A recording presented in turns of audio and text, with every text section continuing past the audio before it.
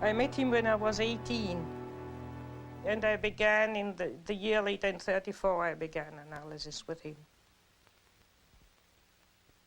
We went out there to the tower, and out of the bushes suddenly we were standing around kind of, you know, awkwardly as one does, not knowing what was going to happen. And then out of the bushes came a man, and I was deeply impressed by him. I thought naturally he was a Methuselah, because when you are 18 you think a 58-year-old is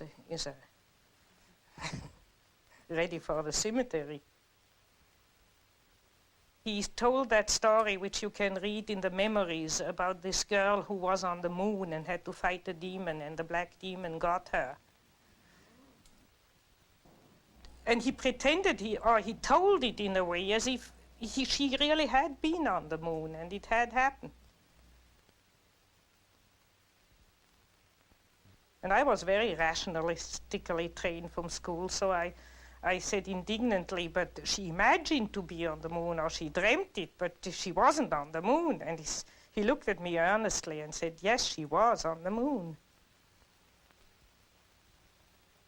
I still remember looking over the lake there and thinking, and either this man is crazy or I am too stupid to understand what he means. And then suddenly it dawned on me, he means that what happens psychically is the real reality.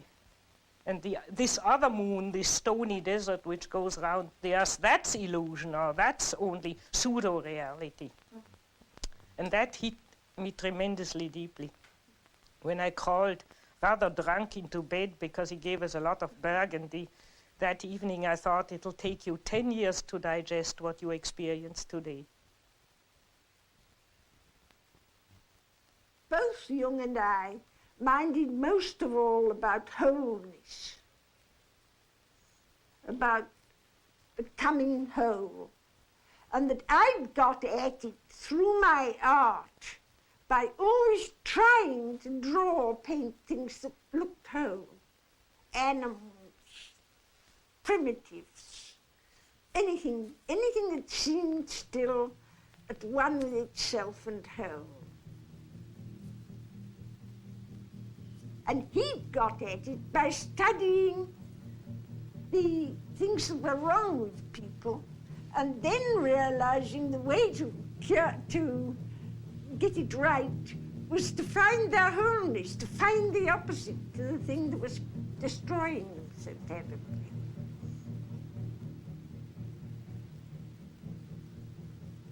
And of course I went through a tremendous encounter with the unconscious. One always does in analysis. Particularly with him, he didn't let you pick flowers by the way, sort of.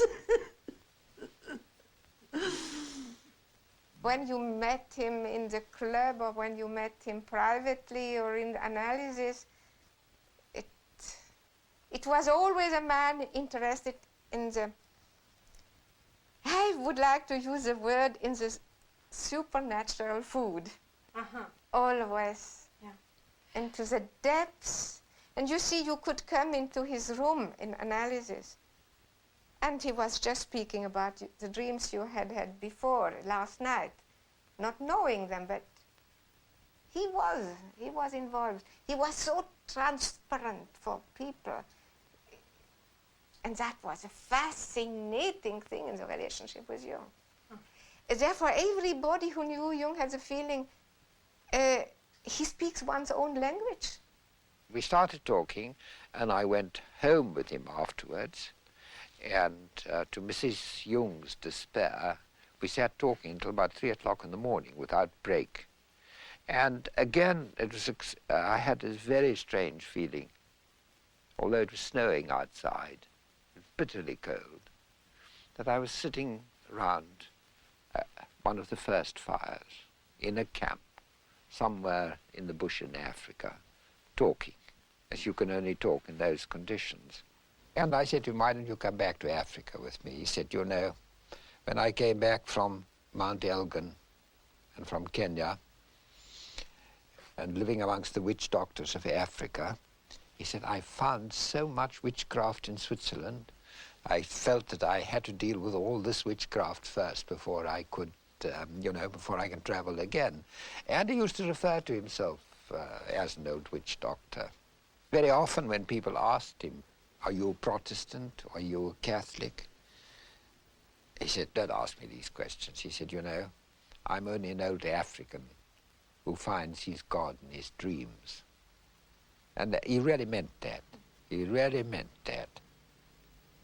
We had this tremendous human, almost animal warmth and immediacy. It was the immediacy of the laugh that got one. Schopenhauer said that humour was the only divine quality of man. And that Basel helped him with a lot. The Baselers have an extraordinary sense of humour, and their carnival is really marvellous. Jung took you there once to the Yes, he did. A whole lot of us. We went there the night before and got up at 4 o'clock, 3 o'clock in the morning, I think, to see the so-called Morgenstreich. And the procession comes through with lights. It's most impressive.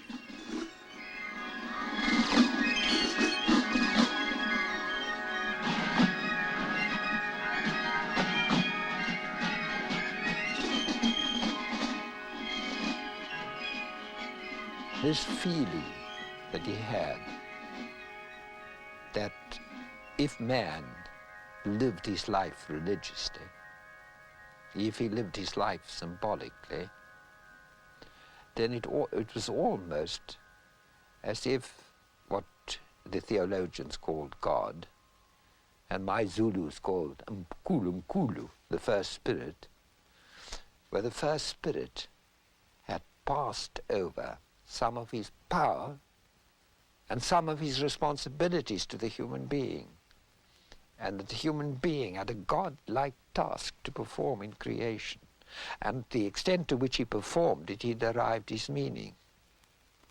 It's a very important part of Jung's thinking.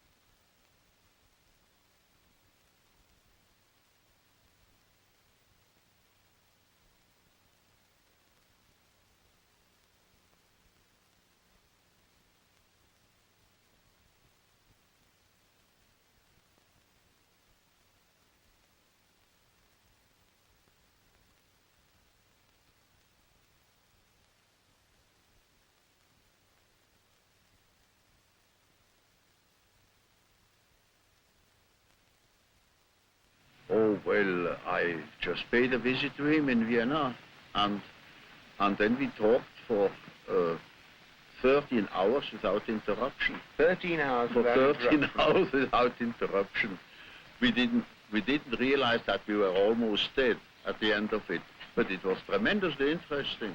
He was the old man and had a great experience, and he was, of course, way ahead of me, and so I settled down to learn something first.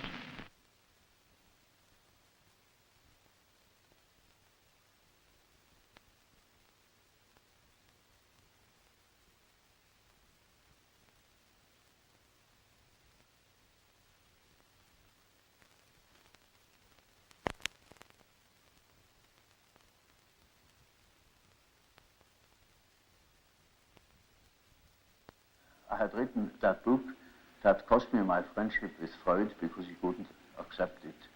Yes. To him, the unconscious was a product of consciousness, Yes. and it simply contained the remnants. I mean, it was sort of storeroom where all the discarded things of consciousness were heaped up and left. But to me, the unconscious then was already a matrix, a sort of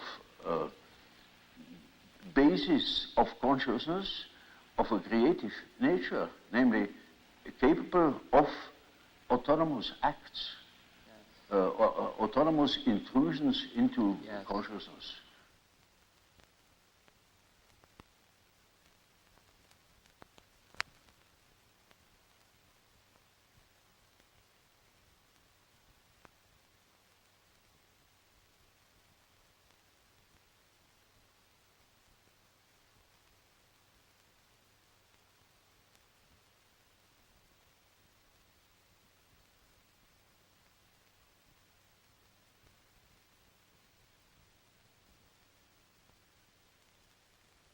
Man's soul is a complicated thing, and it takes sometimes half a lifetime to get somewhere in one's psychological development. You know, it is by no means always matter of psychotherapy or treatment of neuroses. It is all psychology has also the aspect of a pedagogical method in the widest sense of the word. It is something. Education. It is an education. It is something like antique philosophy, and not what we understand by a technique. It is something that touches upon the whole of man, and which challenges also the whole of man in the patient or whatever the receiving part is, as well as in the doctor. One of the tremendous things which Jung did was to always emphasize the aspect of man's totality. And our totality is not complete unless we take our human failings into it. It doesn't mean that I necessarily have always to live my human failings. I obviously may have to take responsibility for them. But they are not only part of me, but they are part of every human being. That is to say, it is part of man. Consciousness is one factor, and there is another factor equally important, that is the unconscious, that can interfere with consciousness any time it pleases. And of course, I say to myself now, this is very uncomfortable, because I think I am the only master in my house, but I must admit that there is another somebody in that house that can play tricks. And I had to deal with the unfortunate victims of that interference every day in my patients. Analysis, proper, particularly Jungian analysis, begins and ends with conscience. That is, that you take responsibility, that you take into consideration all those manifestations which so far have remained in the unconscious, in other words, you were not conscious of. And if you start taking the responsibility for those manifestations, like shadow qualities and whatnot, then this is a very strong test for your conscience, isn't it? And so, I mean, you have to only have to think of the beginning of psychoanalysis. I mean, it took an enormous amount of moral courage to face these facts, which so far have not been considered or repressed. I felt that Jung should tell me what I should do, whether I should write a book, whether I should get a divorce, what I should do. And he wouldn't. And so I got mad at him. And I said, why is everybody so mean to me? And he said, why are you so mean to everybody? So I stormed out. And you got what I said there. I said to him, why is everybody so mean to me? And he said, why are you so mean to everybody? That was the trigger point. I was gone for a year. And I wrote him, oh, I don't know. Every now and then I'd sit down at the typewriter and write him what a son of a bitch I thought he was. And how when I first got to Europe, everyone thought he was a charlatan. I thought he was too. And I didn't, he was the most conceited, vain man. And I really had a great time. And you sent all these letters? Sent the letters, of course I did. And I thought, I hope he drops dead of a stroke. And I felt very good. I just felt fine. When I can get mad, I can lose 5 pounds just by getting mad. It's just the adrenaline goes, and I just think, it's the opposite of poor little me. And I don't care. They let the wall go and stuff it up. I don't care what happens to them. And then one morning I woke up, and I began to laugh. I thought, for God's sake, what's been going on here? What a jackass you. And suddenly I realized, sure, he really hit it. And so I phoned Miss Schmidt, Fräulein Schmidt, and asked if I could have an appointment. And she laughed and said, oh, yes, she said, Professor Jung told me to save some time for you. He thought you'd be calling shortly.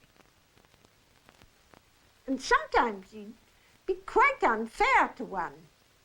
And he'd tell me, at the club, for instance, he'd go and something be horrid to people. And then he'd go home saying, now, wasn't that nasty of me? I really spoilt their weekend and saw it always on Saturday evenings. But when they next came to analysis, he found that that particular nastiness was exactly what they wanted, what they needed. I really got more from Jung when he hit me over the head than any other time. I don't mean literally. He had very small eyes, and when he looked through those little eyes, well, usually over the top of his eyeglasses, you knew that he was looking at something that you couldn't see. And what came out was usually some very simple fact. It wasn't any aura or any great message that came back from the beyond. It was something about your ordinary life or the ordinary situation. I described a party where I felt the shadow got loose with Jung in the center of it, where they threw a knotted towel from one person to another around a circle. Jung kept this thing going almost beyond endurance, and I fell down and broke my glasses, and somebody else skinned a knee, and at the end of the party we were all in shambles, but this was characteristic of Jung's intolerance of persona. He was so afraid that the party would stick on a polite persona level that he engineered it to bring out the shadow. And in the end, we all had a marvelous time. We all got drunk, and it was it ended very happily.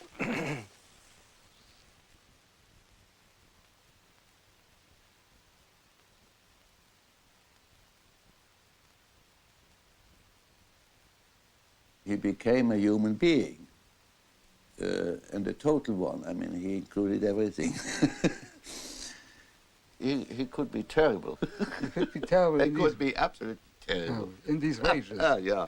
In these ranges. I remember one thing when we sailed on the lake up there, Bollingen, in his boat, and there was the wind died down completely, and we were way up from the Turm, I see, yes. Way off, and so there was nothing else but to row.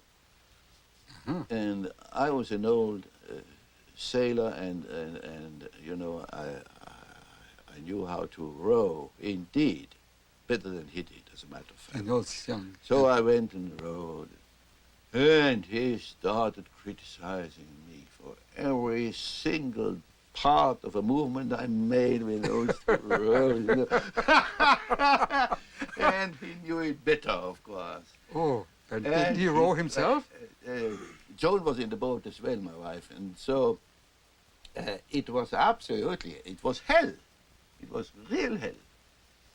Until I said, good, fine, do it yourself. Yes, you Sat finally down. said. And he did it? Yes, he had Yes, to. he had to if you gave. He Yes, had he had to. yes. I wouldn't make one single move. So, and did he ever apologize? For No, no. never. Oh, he could be terrible. Oh, he could be a real devil.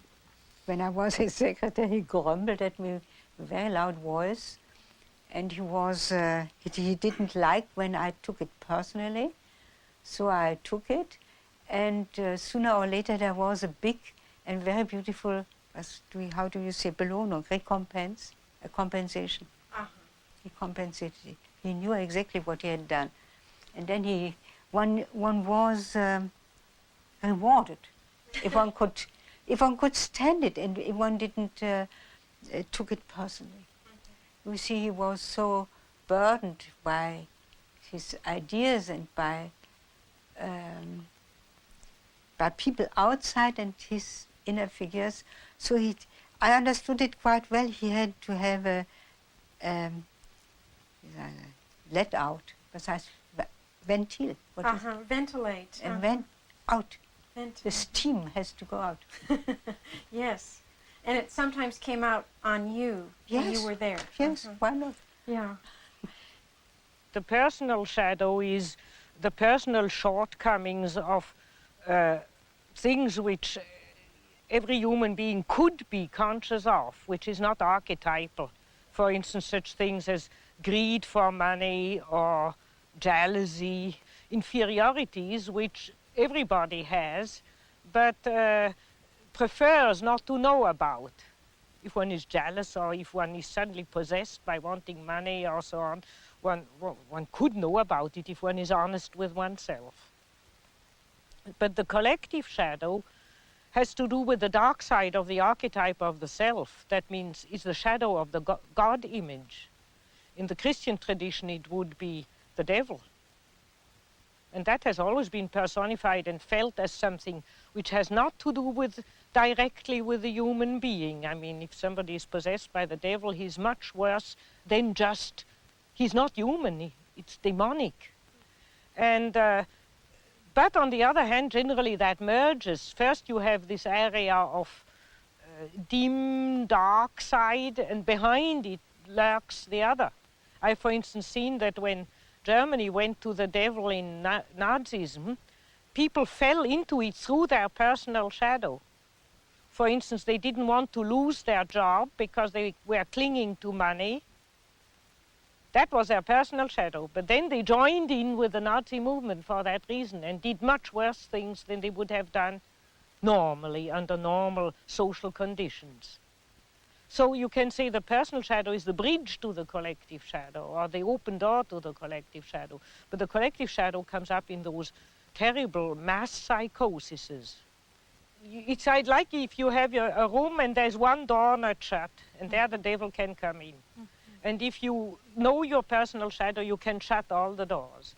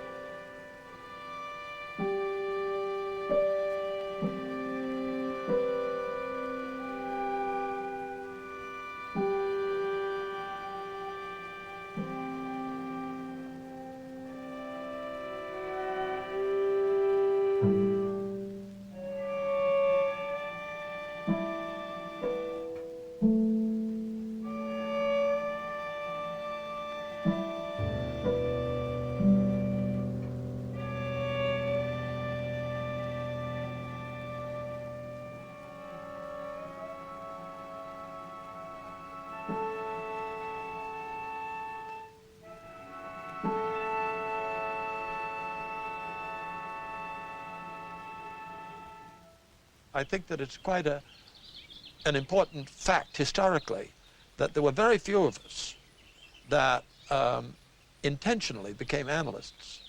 What happened was that we all had neuroses, and we were nice, fat, juicy ones, and we were vibrating like an aeolian harp in a high wind.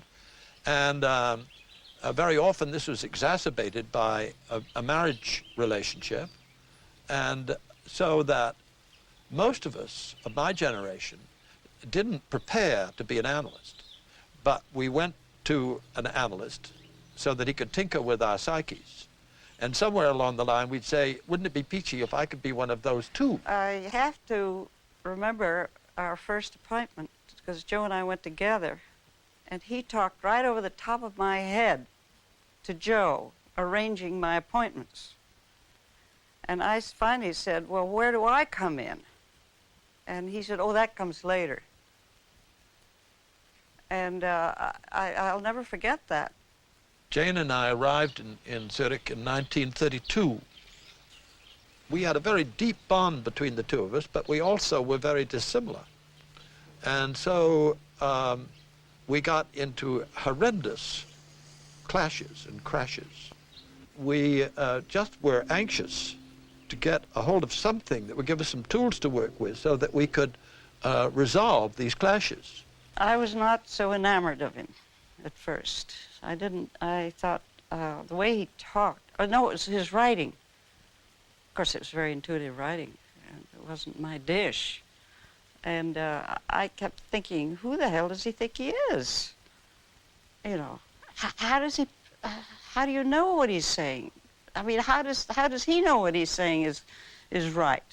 And I was really very resistant. It is almost a rule, but I don't want to make too many rules with it.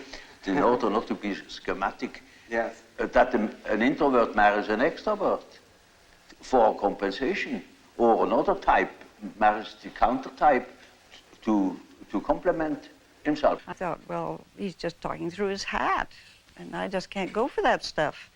Until I got in trouble and had him head on, and then, my God, he just made all kinds of sense. I liked his opening comment. He said, oh, so you're in the soup too. I like the two. Together. Yeah. The archetype is a force, it has an autonomy. It can suddenly seize you. It is like a seizure. Yes. So, for instance, falling in love at first sight, that is such a case. You see, you have a certain image in yourself without knowing it of the woman, of the woman. Yes. Now you see that girl, or at least a good imitation of your type, and instantly you get a seizure, and you're gone. And afterwards, you may discover that it was a hell of a mistake. Or you see, a man is quite capable, he's intelligent enough to see that that woman of his choice, as one says, not no choice, he has been captured. Yeah. You know, he sees that she is no good at all, that she is a hell of a business. And he tells me so, and he said, for God's sake, doctor, help me to get rid of that woman. He can't. He's like clay in her fingers. And that is the archetype. That is the so-called archetype of the anima. Yes, yes. He thinks it is all his soul, you know. Like the girls, you know, when a man sings very high, then he thinks he must have a very wonderful spiritual character because he can sing the high C. Yes. And she's badly disappointed when she marries that particular number. Yes. Well, that is the archetype of the animus. Yeah. This is built right into the center of Jung's whole psychology, that one should develop one's countersexual components, as Margaret Mead so quaintly phrases it. But Jung prefers to talk about the animus and the anima, meaning the feminine side of the masculine side of the woman and the feminine side of the man.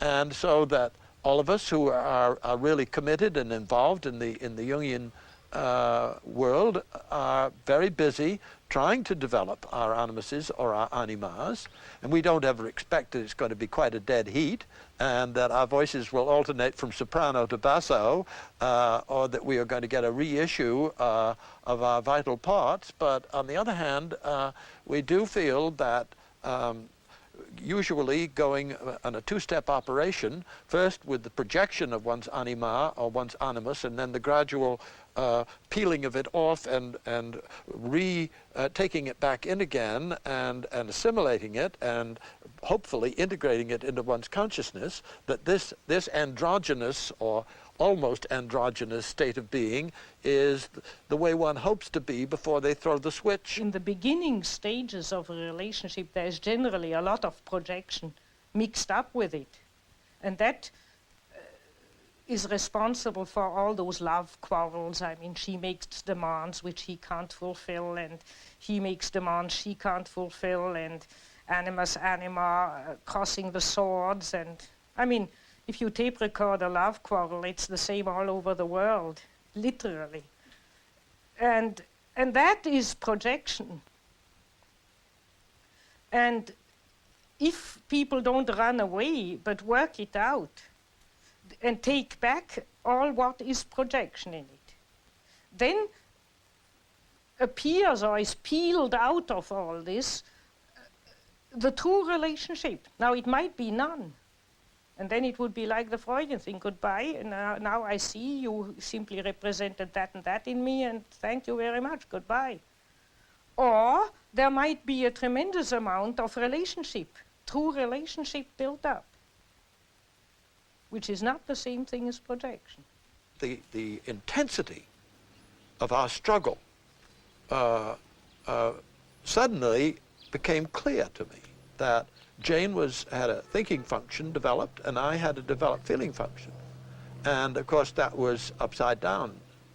Everybody knows that men think and women feel, only what didn't happen to be so with us. But I think that what he did for women came through his tremendous interest in the individual. And women could be individuals too. And this problem of what is feminine and what is masculine and so forth and so on almost came as second to that.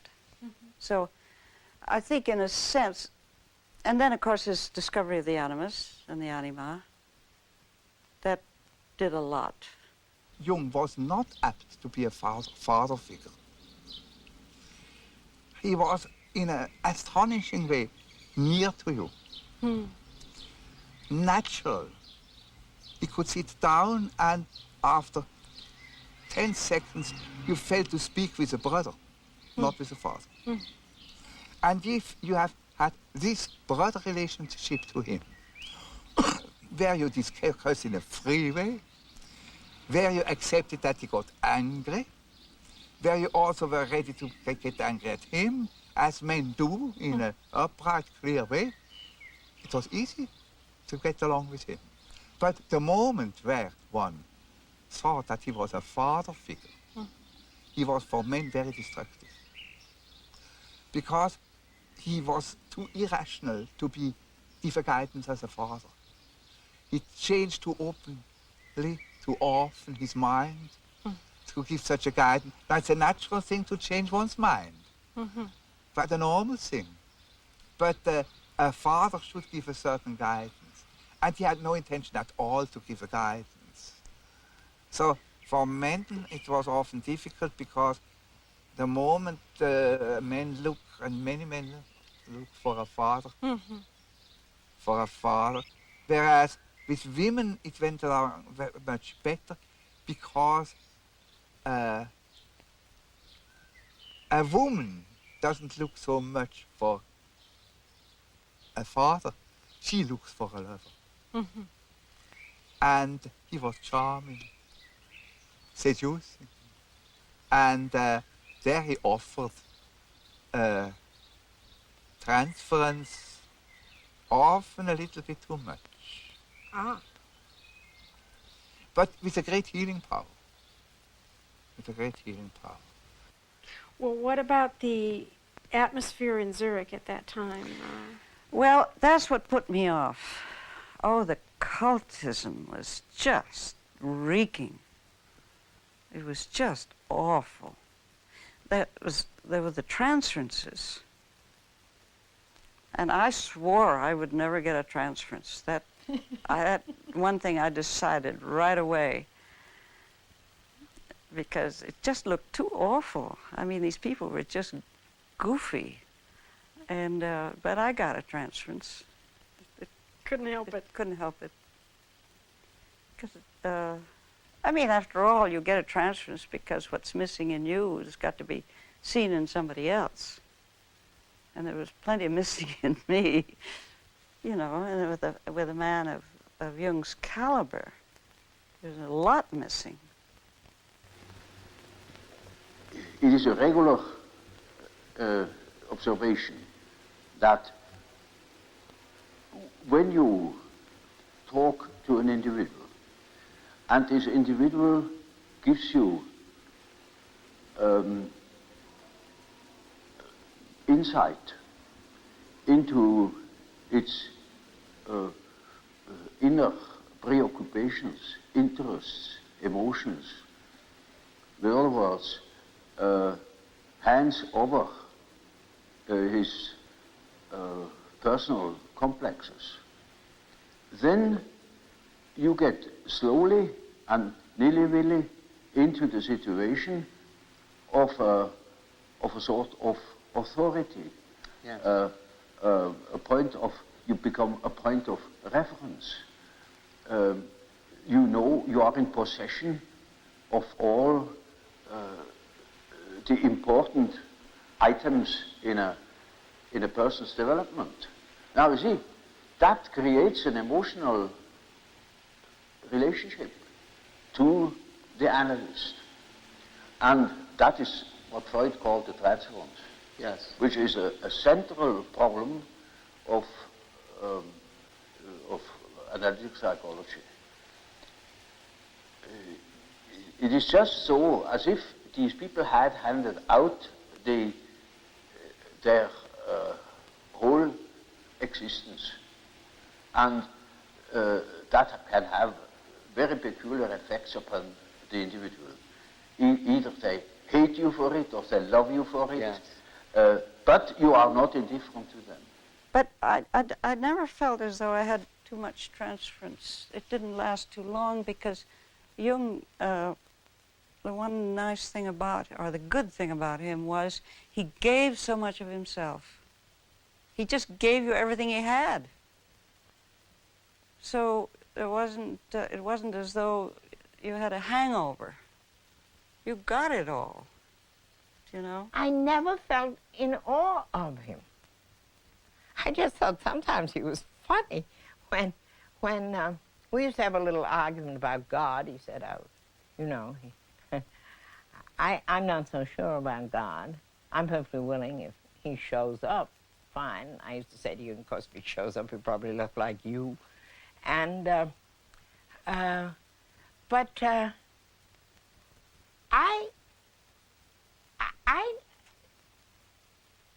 guess that I thought before I got mad at him, I thought that he would have some kind of a solution to life's problems. Then I found I had to find the solution myself, which I suppose was what he did. Brings you to that point. We didn't know whether we were fish, flesh or fowl, and we had to find ourselves anew. I dreamt that Jung was a Protestant clergyman standing at a pulpit giving a sermon, and we were all in the pews, and when he finished his sermon, all the others got up and began to chant mandala, mandala, the way they might in Christian times have said Hosanna. And this represented a worshipful attitude to Jung that was laughable, as you can imagine. So I thought, I hate to tell Jung this dream, but I did. And he said, well, of course you should feel that way. I was simply projecting my own Protestant background, making Jung a father figure, making the other people into a group which they were not. Freud always wanted to break a transference and to resolve it. To resolve it and to bring people to life again, down to the adaptation to life again. Mm-hmm. But Jung had another point of view, had the feeling as long as we have a strong transference, one must serve it, because he said there is a greater personality involved in transference. And we don't know what this greater personality has in storage, and so we must serve it. And that was tremendously difficult for Jung. He often told us, you see, I should have 10 lives in order really to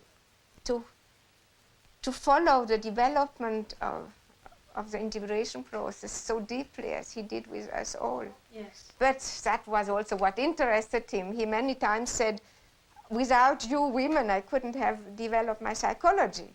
I had a case that was an intelligent young woman.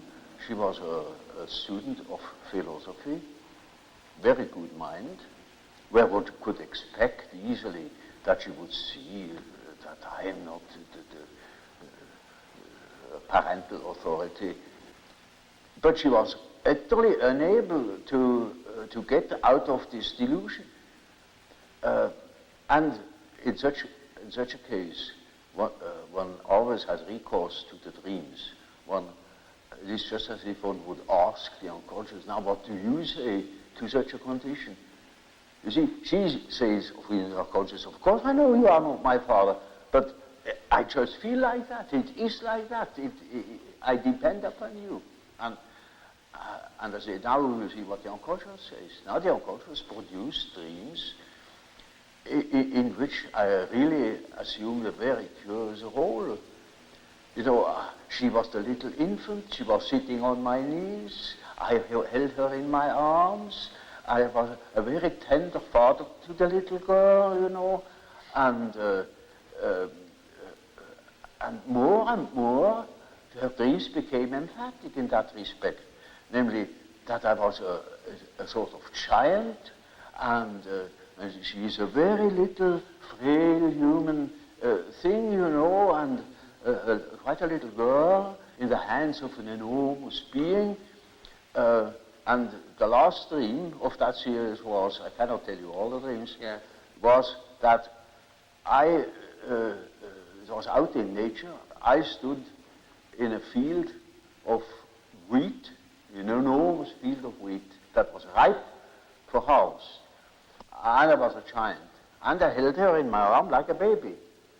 And the wind was blowing over that field of wheat. Now, you know, when the wind is blowing over wheat field, these waves in the wheat field. Yes. And with these waves, I swayed like that, putting her as if it were to sleep, you know. And she felt as being in the arms of the Godhead. Mm-hmm. And so now the harvest is ripe. Yes. And I must tell her. And I told her, you see, what you want and what you project into me, because you are not conscious of it, is you have the idea of a deity. You don't possess. Therefore, you see it in me. Yes. That clicked. She suddenly became aware of an entirely heathenish image. Yes. That comes fresh from the archetype. She had not the idea of a Christian God or of an Old Testament Yahweh. It was a heathenish God, you see, a God of nature, of vegetation. He was the wheat himself. He is the spirit of the wheat, the spirit of the wind. And she was in the arms of that Newman. No. Now, that is the living experience of an archetype. Now, that made a tremendous impression upon that girl, and instantly it clicked. She saw what she really was missing, that missing value, that was in the form of a projection in myself and made myself indispensable to her. Yes. And then she saw it is not indispensable, because it is, as the dream says, she is in the arms of that archetypal idea. Now that is a luminous experience, you see. And that is the thing that people are looking for. Yes. An archetypal experience that gives them an incorruptible value. You see, they depend upon other conditions. They depend upon their desires, their ambitions, depend upon other people, because they have no value in themselves. They have nothing in themselves. They are only rational, and they are not in the possession of a treasure that would make them independent. But when that girl can hold that experience, then she doesn't depend anymore. She cannot depend anymore, because that value is in herself. And that is a sort of liberation. Yeah. And that is, of course, makes her complete, you know. Inasmuch as she can realize such a luminous experience, she is able to continue her path, her way, her individuation. The acorn can become an oak and not a donkey. If you have a relationship to C.G. Jung, then you have to work on it, and the meaning is a result, perhaps, you see. One can say I projected on him a father, but I also projected on him a mother, you see. And the one who accepted me, I could say. And from this, in the course of the years, I found a place in this world.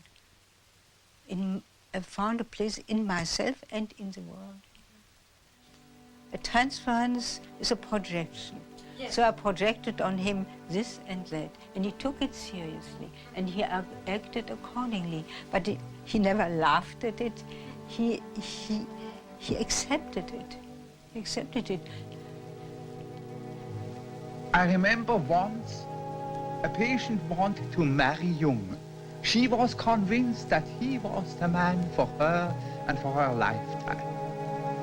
In vain, Jung explained to her that he already was married. She continued to be convinced, and therefore Jung accepted. She went on, prepared a marriage dinner, had printed cards, everything was ready. Jung continued to accept in full confidence of unconscious reactions coming from the patients or from him. And the day before the planned marriage, he got an express letter from the patient telling him that this night God had told her that unhappily enough the marriage would not be possible. The patient came out of her psychosis, had always in her memory this event, and was completely balanced afterwards.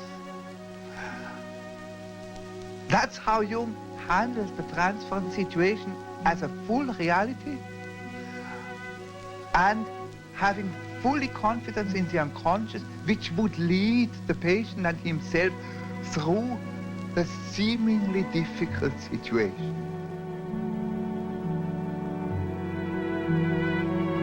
He could see what every woman was really substantially like, and helped her to find her main interest: literature, politics, psychotherapy, or astrology, or what you want. He had an art to follow a person until she found herself.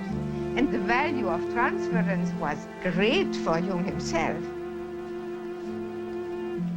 It really was as if he was always inside of your unconscious, and not trespassing, but because he has been where everyone was, and so he knew how to be there. He also would never use any of his terms, ever.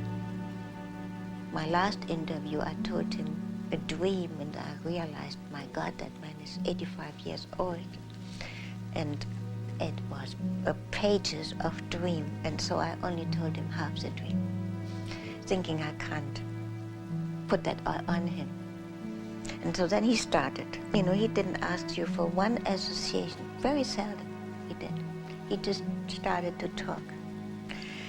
And I was kind of not making the connection, which what he was talking about had anything to do with my dream, but I knew better that I will find the connection if I listen eventually.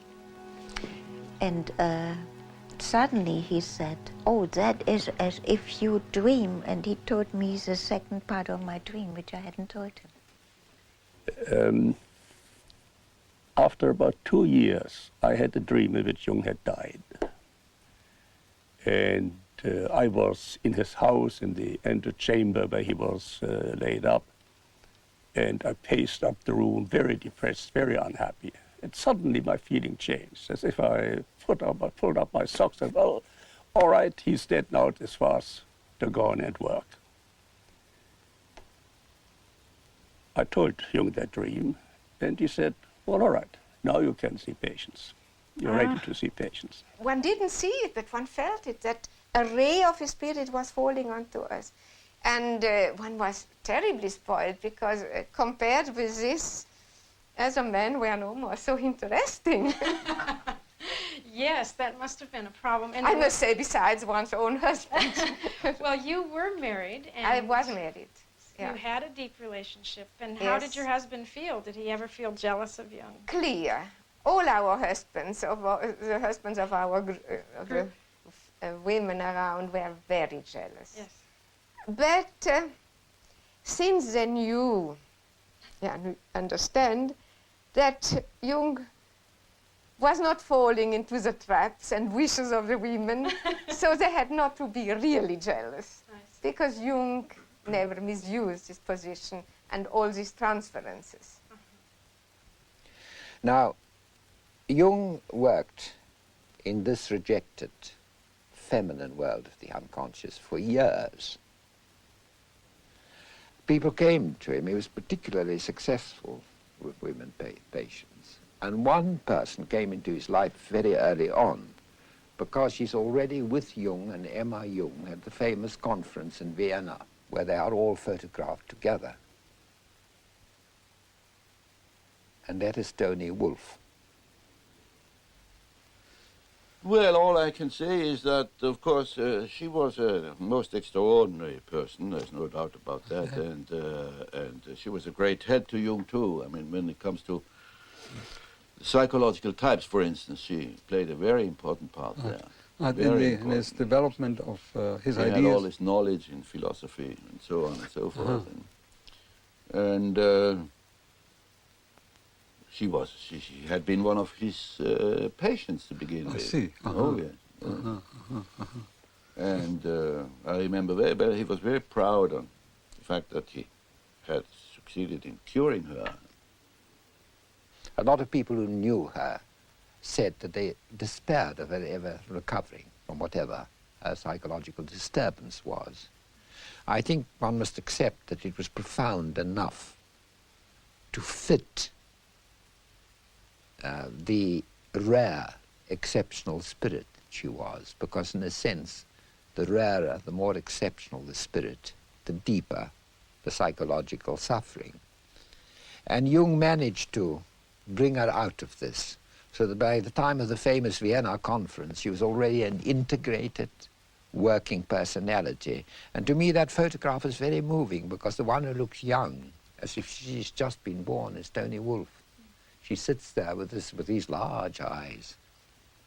Jung had an instinct that what was wrong with life, what made life tear apart, made it incomplete, was because the feminine was rejected, driven insane, driven mad by a world of men, rejected by a masculine-dominated world. And that time when he let himself go, and when he landed deep down in what he came to call the collective unconscious, all this rejected feminine in himself confronted him. Tony Wolff was being analyzed by Jung. When Jung started to have his active imagination, it really got going and he got rather unstable.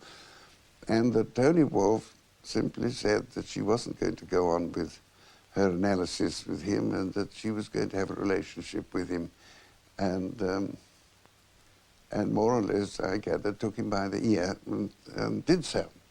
In this unfamiliar, terrifying underground of the collective unconscious, she was Jung's guide, to such an extent that she lived with him. And she took over the whole of the burden. And of course the tensions caused by that in Zurich and in the family must have been tremendous. She reflected his anima in a way that Mrs. Jung didn't. It was she who introduced him to all the Eastern things, Eastern spirituality, Eastern philosophy, and so on. They were lovers, I take it? Oh, yes. Yes. Emma knew of their relationship, but she didn't wish to divorce you. Oh, good gracious, no. It would never have entered her head. No, I see. I mean, that wouldn't have been done. I mean, That's rather unusual. No, I don't think so. Not at that time. I mean, I don't even think nowadays. I mean, she had 4 children, and I don't think that Jung would have wanted a divorce at all. Well, perhaps this isn't really relevant, but not many women will countenance open infidelity.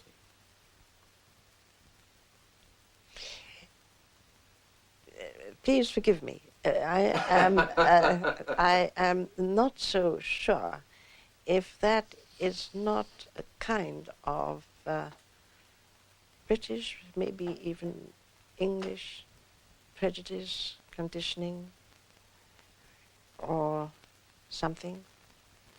I think that... I think it's an American one, too. Is it? Without Tony Wolff, he couldn't have made it, because she had breaks in a way, and she was stopping him always when he had a temperament where he was losing himself completely and without boundaries. And Tony Wolff stopped him and always brought him back to reality, and that was tremendously important for Jung. Was she originally a patient? And she also understood him. Yes. She had such a bright mind that she grasped it even before he understood it. And she was also really furthering his intuition very much, because at that time he was also, I mean, he was a medical doctor. He had worked at the asylum of Burghölzli, yes. And he was very intellectual until really he came to know her. That was the point. There was nothing shadow in it, no shadow. And Jung wanted to be and tried to be as conventional as possible, wherever possible.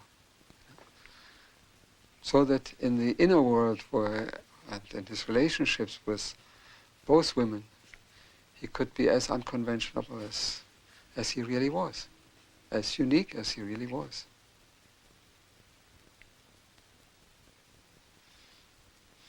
No, it was quite a thing for him to do around 1910. You know, the Victorian age wasn't quite so far gone, and it wasn't anything he hid. You know, I remember I was walking in Zurich, there near the institute, and there was Jung and Tony Wolff walking. You know? There was nothing hiding.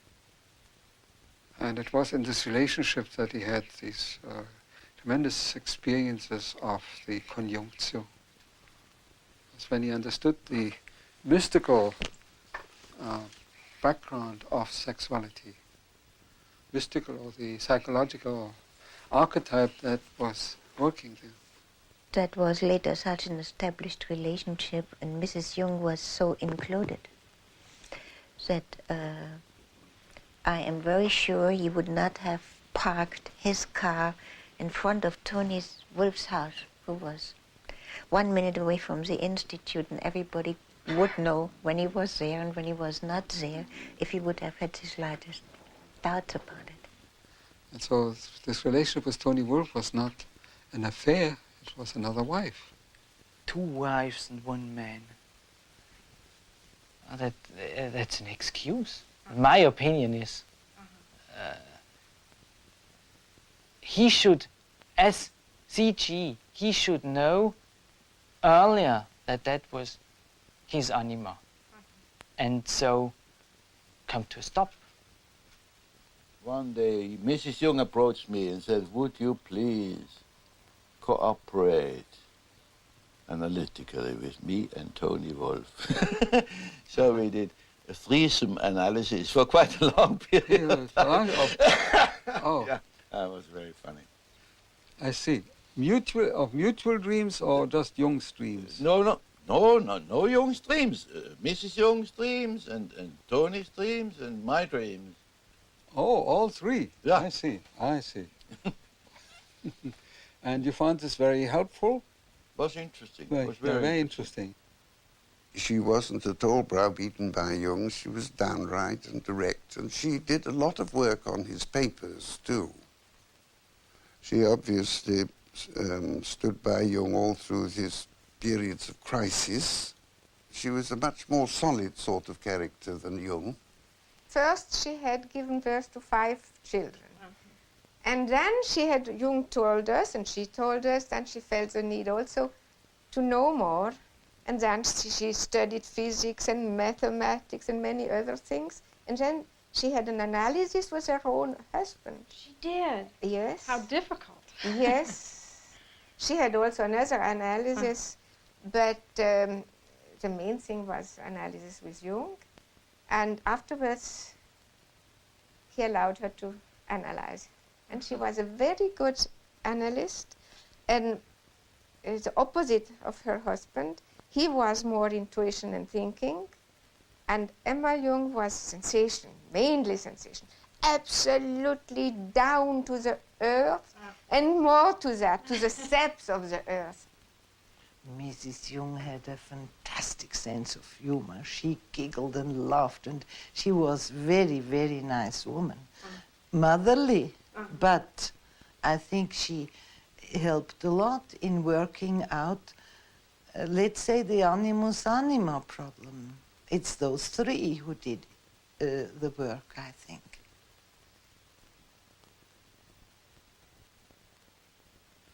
Emma Jung said to a close friend of mine just before she died that she had never ceased to be grateful in her life for Tony Wolff, because Tony Wolff was able to do for her husband something that she could not have done. I think what's remarkable is that they made it. And I think they're the ones, that Tony and Emma are the ones that made the threesome situation possible. They worked out something between them. Jung, in his dedication copy of Answer to Job, wrote, well, I have to translate it, unasked dropped from heaven. Ungefragt vom Himmel gefallen. So, no, I think naturally the relationship changed, the relationship do change, but it existed.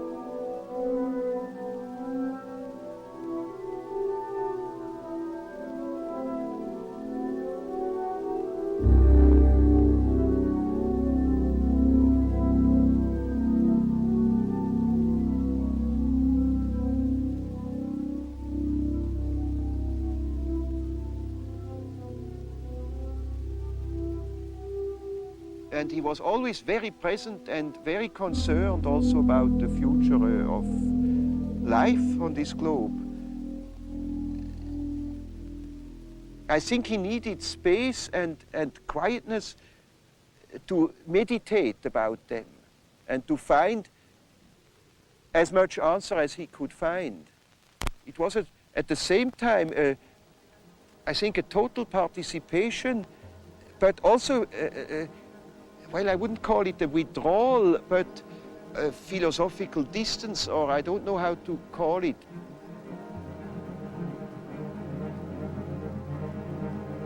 He went to boarding in so often during the year, and he did all his reading up there.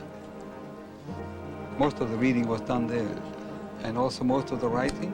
Also, the writing.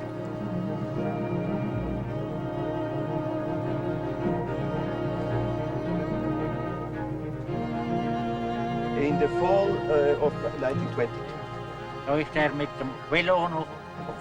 He came by bicycle. Dr. Jung came by bicycle, on his bicycle from Quesnach.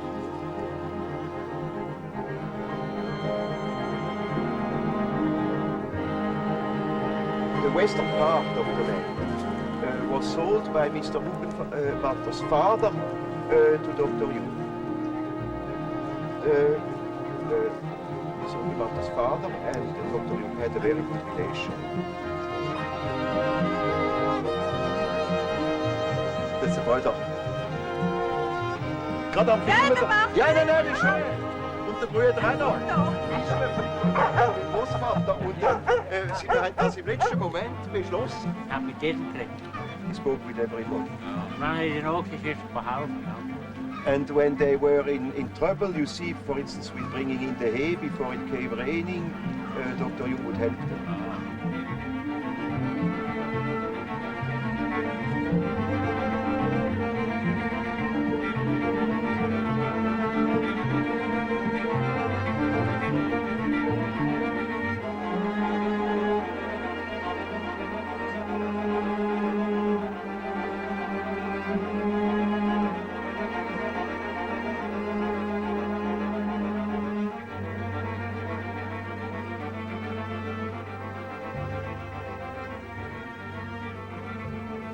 A man is not complete when he lives in a world of statistical truth. He must live in a world of his biological truth. Man has always lived in the myth. And we think we are able to be born today and to live in no myth, without history. That is a disease. That's absolutely abnormal, because man is not born every day. He's once born in a specific historical setting with the specific historical qualities, and therefore he is only complete when he has a relation to these things. It's just as if you were born without eyes and ears, when you are growing up with no connection with the past. From with the standpoint of natural science, you need no connection with the past. You can wipe it out. Yes, yes. And that is a mutilation of the human being. He had what the Greeks called techne, hence our word technology and so on. And techne means also art and skill. He lived his sensation, I think, in its natural state, and therefore it was very creative. He looked at the wall in his last years. You see the irregularities of the stone would create that picture, and then he would carve it out.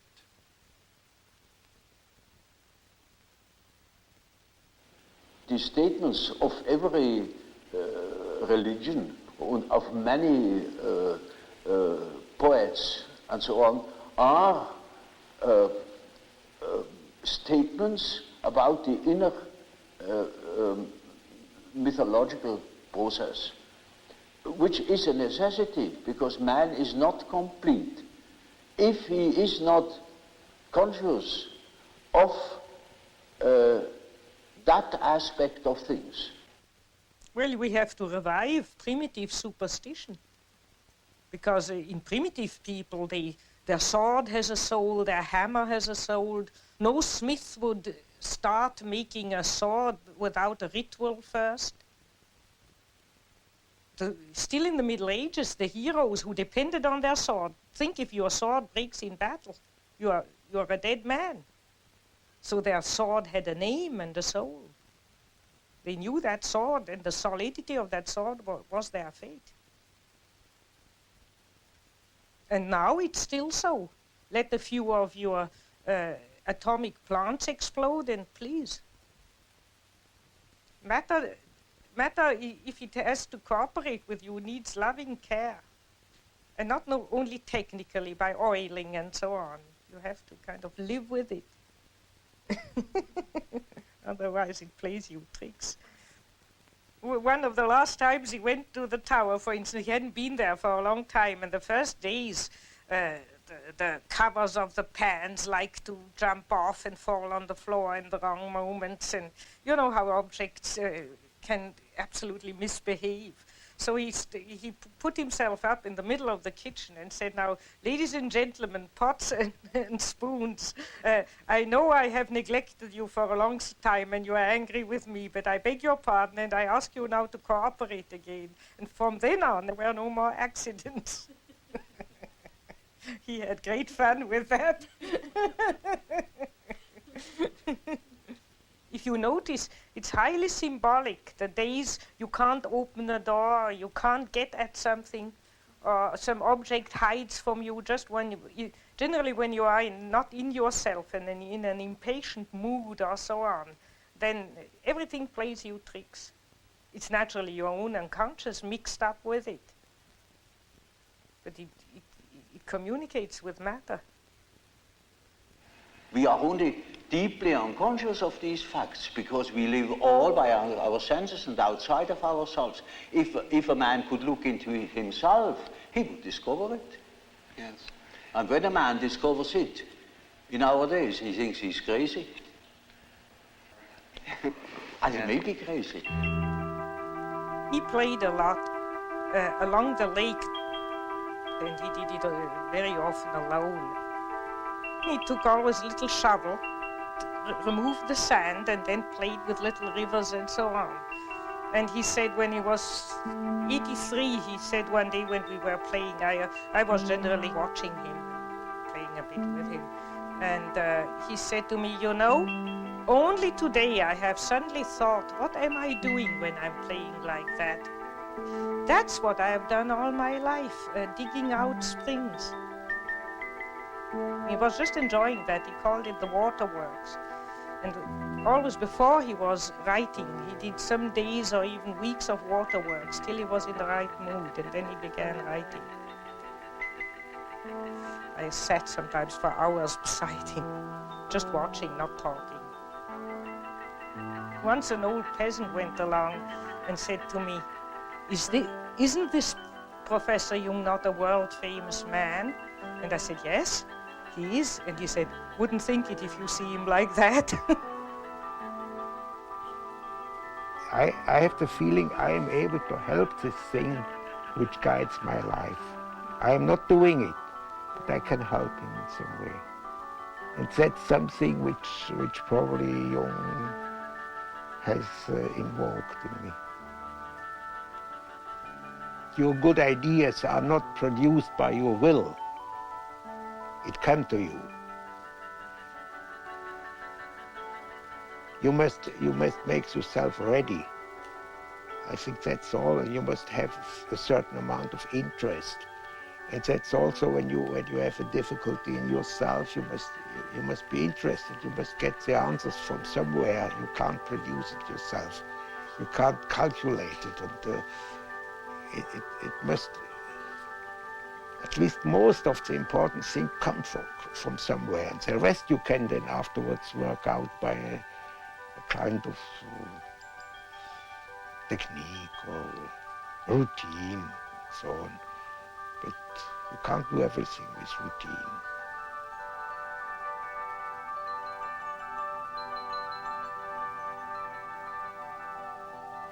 was always looking for something in between, you know, something that linked that remote past with the present moment. And I found, to my amazement, it is alchemy. It is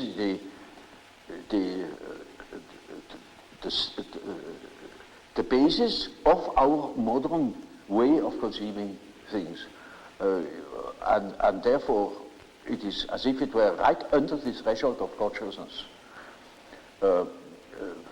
Gives a wonderful picture of how the development of archetypes, that means the movement of archetypes, looks when you look upon them as if from above, namely from today, you look back into the past and you see how the present moment has evolved out of the past. And we can construct or even predict our the unconscious of our days when we know what it has been yesterday. And when I heard Jung talking about alchemy, it was like a revelation for me to see how, because there are religious ideas which are on the foundation of all these scientific work. The energy that you do, that you start to do chemistry, comes from somewhere which is not a really rational thing. It's an emotional thing. For Jung, religion was an attitude. For Jung, religion was an attitude to life and had absolutely nothing whatever to do with any kind of creed. And he was actually ambivalent about creeds, because on the one hand he said that a creed would stop you from having an experience, and since he believed that religion was not only an attitude but had to do with experience, personal experience, if you block it by a creed, obviously you can't have an experience. But at the same time, he also thought that a creed might be a tremendously important framework for someone whose ego was too weak to stand the horror, the void of complete loneliness. He was always saying, why don't the priests go down with me into the collective, into the unconscious of modern man, to learn what the modern soul is about before they start to cure it, because nobody would look at the soul of man in the modern way. They all behaved, as I said before, as if creation was accomplished, if the soul was an accomplished fact. And it wasn't. That's why the book of Revelations had so much meaning to Jung. And that's why he saw it having its place in the Bible. You know, Calvin fought very desperately to have the book of Revelation removed from the Bible, because he called it a dark and dangerously obscure book. But it really is very meaningful, because it's the one book which suggests that the revelation of God doesn't end with the coming of Christ. There is more to come. That religion is a process of continuing revelation and experiencing of revelation and being obedient to your greater awareness of becoming in life. He was very conscious of the center of his being, which he called the self. And he would talk about the God image living, being alive in this center of our whole being. He always said he did not wish to discuss the existence of God, because this was a metaphysical question which he was not prepared to go into. But from the psychological point of view, he knew that the God image was within oneself. The God image changes. God does not change.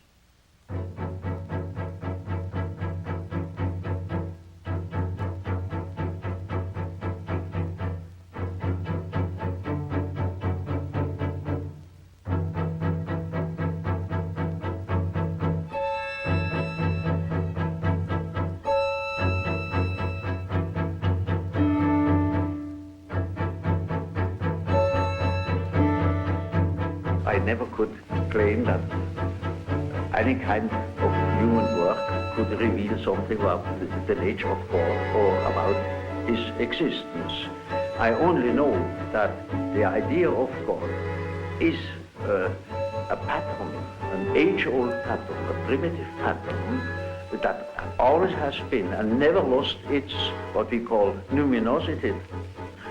It is always there and it still plays the same role as it always did. We can establish the existence of that pattern, and that is for our practical purposes enough. Because when we can integrate such an idea in our mind, the idea of such a being, then that gives an entirely different scope to things.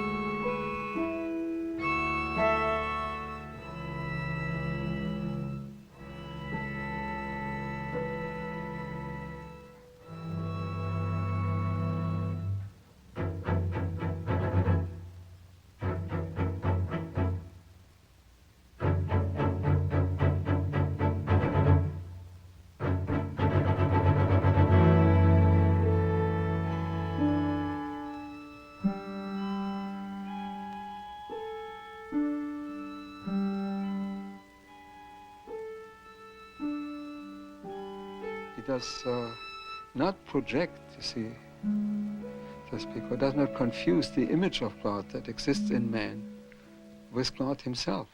He says he cannot make any statements about God, but about the image of God as it exists in the human being, you know. And so this whole ego-self relationship is really at the, so we get the basis of Jung's work. That's all it is about, you know. But the self-experience as something inside man, but not the same as the ego. You know? But he doesn't project it. Jung puts the burden squarely on each person. And this psychology of individuation, of making what you are, and what you've inherited of the universe, of making that specific, of making what you've got of the collective in you, making that individual, and carrying it as an individual, and not only standing still in it, but allowing an act of becoming in the midst of your being to become your own way of moving through life. This is the hardest thing you can ask of human beings. What would you say the main value of the research and the writing that you and Jung have done on alchemy is? I would say that a civilization needs a myth to live. We know that if missionaries destroy the myth of a primitive people, they destroy them also physically. They begin to drink, they degenerate, they are lost. And no civilization can live only from welfare. It needs a myth to live. All great civilizations, when they were flourishing, had a living myth. And I think that the Christian myth on which we have lived has degenerated and has become one-sided and insufficient. And I think that alchemy is the complete myth. And that therefore, if our Western civilization has a possibility of survival, it would be by accepting the alchemical myth, which is a completion and continuation, but and richer completion of the Christian myth. That's a myth we could live again with, in contrast to the Christian myth, which doesn't satisfy a great amount of people anymore. And the Christian myth is deficient on not including enough the feminine, or in Catholicism they have the Virgin Mary, but it's only the purified feminine. It's not the dark feminine. And in excluding matter and treating matter as dead and the realm of the devil. And in not facing the problem of the opposites of evil. And alchemy faces the problem of the opposites, faces the problem of matter, and faces the problem of the feminine. The three things which are lacking in Christianity. And therefore it complements the Christian myth and could revive it too that way. For 2,000 years, the Christian religionists told you to repress evil. And look at the damn thing now. It began to be so visible at the First World War. And that's now a very great many years ago, isn't it? Not sure. And it's on a much grander scale, much larger scale, the possibility. Oh, far. Far. What is it? What did we learn from alchemy? It's finally that in each of us there is a rejected part, the which can become the cornerstone, like it's written in the Bible. And we have to be aware of the stinking side, of the bad-smelling side, of the, as Jung says, about the urine, about the excrement, and all that in our life. And this is the beginning of the way of God. This is the beginning of the transformation. The psychology of individuation has nothing to do with politics at all, because it deals with the ultimate values. But yes, it has shattering political implications. And I think we are not now, we cannot behave as if this journey into the collective unconscious hasn't happened. Because it has happened, we can't plead ignorance anymore. It has happened, and because it's happened, because we are facing a universe within, objective universe within, as great as the universe without, we can never be the same again. We cannot ignore it. And it has enormous political consequences for us. And the kind of society, the kind of politics that will save us will have to be where more important than any other quality in our politicians, must demand psychological illumination, psychological awareness, because otherwise we get people sparring with their own shadows. Otherwise you get nations, as we had in 1939, like the Germans, projecting their shadows onto the Jews, and then when they were eliminating the Jews, onto the Poles and God knows what not else, you see. And Jung often said to me, he said, the human being who starts by withdrawing his own shadow from his neighbor is doing work of immense, immediate political and social importance. What you would call the personal shadow of people didn't upset him. He just grumbled and cursed a bit, but that's not the problem of evil. It's that major evil of complete destruction which worried him. And his real approach to that was the inner work yes. that he did. The only thing you can do, to confront yourself with it where you are. All the rest, all the benevolent, if benevolent preaching would help, then we would be out of the trouble long ago, because we get a lot of benevolent and reasonable preaching, but it doesn't help. So the only place where you can really put the hand on it and deal with it body to body, the problem of evil, is in yourself.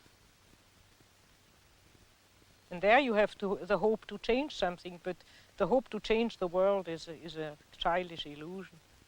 As we've seen, the collectivist pattern taking over all over society.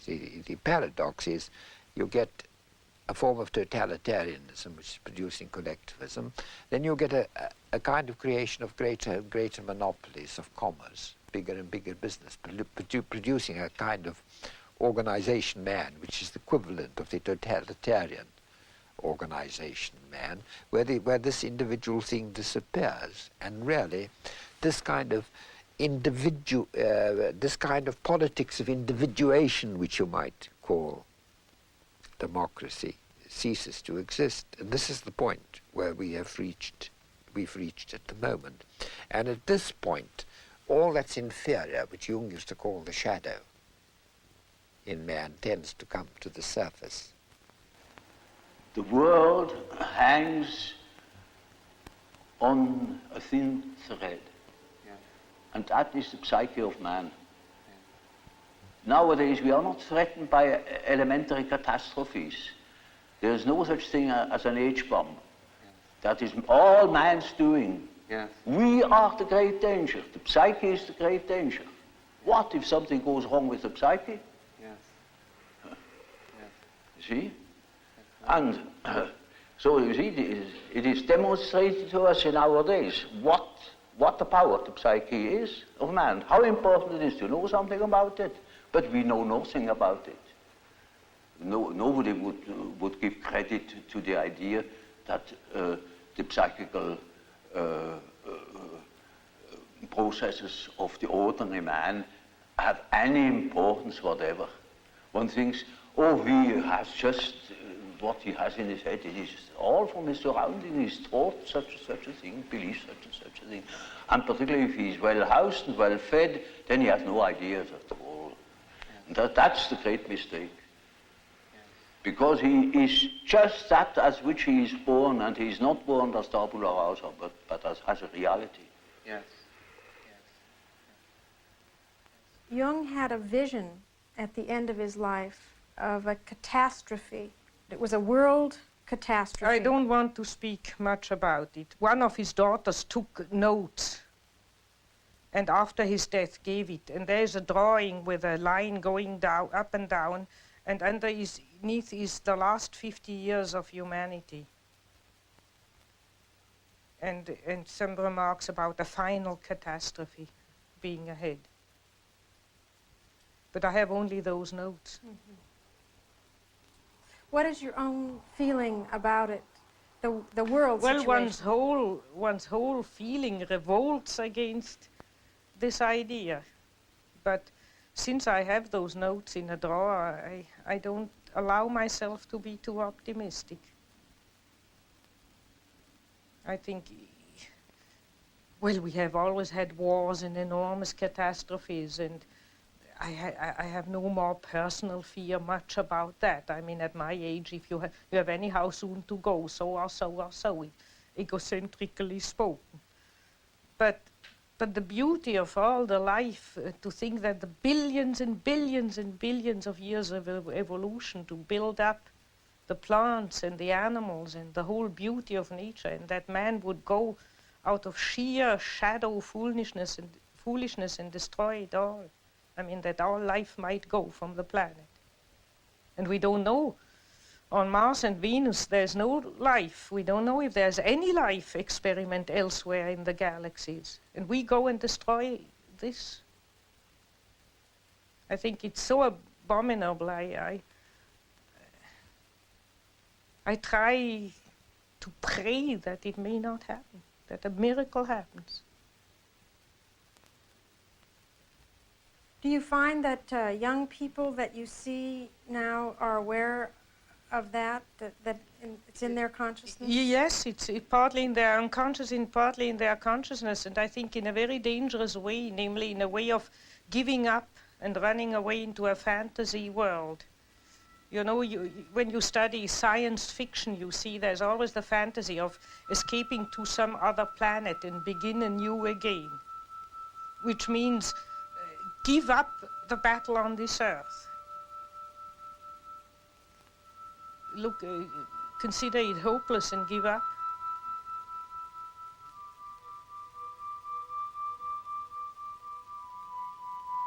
think one shouldn't give up. Because if you think of answer to Job, if man would wrestle with God, if man would tell God that he shouldn't do it, if we would reflect more, that's why reflection comes in. Jung never thought that we might do better than just possibly sneak around the corner with not too big a catastrophe.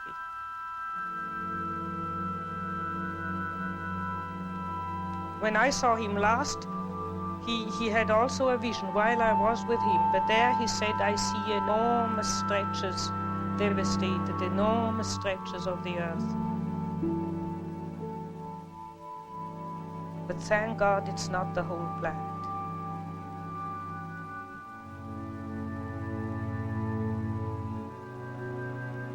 I think that if not more people try to reflect and take back their projections and take the opposites within themselves, there will be a total destruction. There are a lot of people who go through life and the unconscious is no reality to them. They say at breakfast, I had a funny dream, and in the afternoon they don't know anything about it anymore. But if they paint them and interpret them and think about them, the dream becomes real. And that's why you have to be lonely, so that the unconscious becomes stronger. It's like loading up the unconscious, and then it manifests. Hermes Trismegistus said in one active imagination to an alchemist, I am the friend of whoever is lonely. We have now, you see, it's a man who pours water into the fish. Now the fish is the unconscious, the content. So we have to support the unconscious.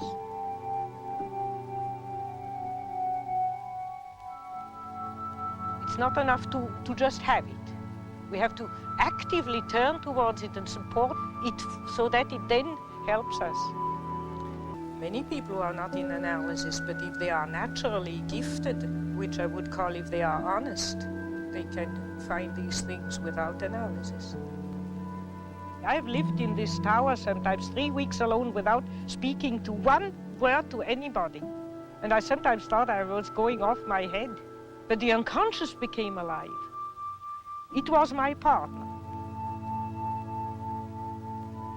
There are no other similar beings like man that are articulate